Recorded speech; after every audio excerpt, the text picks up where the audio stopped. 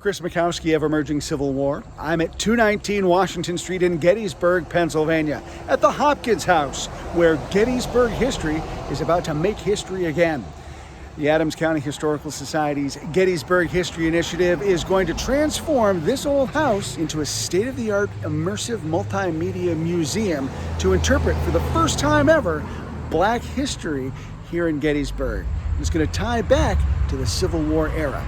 We've been given the opportunity for a little behind-the-scenes peek at what's inside and what you can do to help make this vision into a reality. The house dates back to the 1840s. It was a log cabin, which is underneath all this modern exterior still.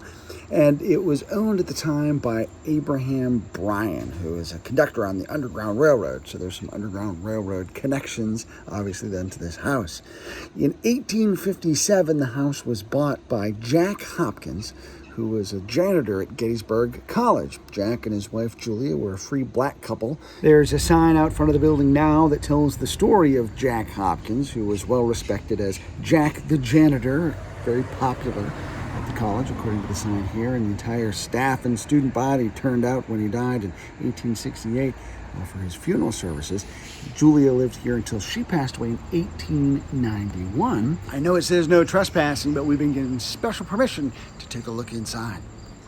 As we come in off the back porch into the modern part of the home, you can see, as Gettysburg History has warned us, that the house is a fixer-upper, definitely in a state of disrepair. But that's what makes this such a great opportunity to save this house, because as we walk into the older part of the house, we can see the original wood log cabin structure that's beneath the asbestos, studs and the lath and the horsehair and all that stuff. And we can see really back to the roots of this structure. This is, as far as Gettysburg history knows, the last remaining black-owned house from the time of the Civil War, making it a pretty unique place.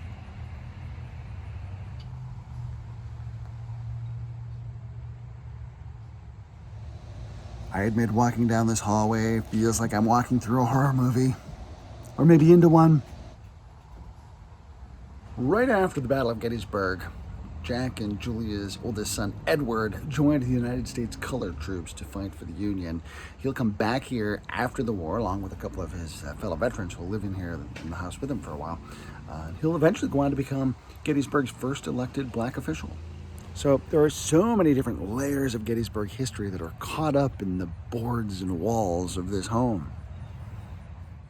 To add one more cool layer to this property, students at Gettysburg College in their archaeology department have actually been working in the backyard here to see what they can discover about daily life for African Americans back in the era of the Civil War. So this backyard had actually been a living laboratory classroom for those students who've discovered all sorts of cool things about what life was like in Gettysburg back at the time.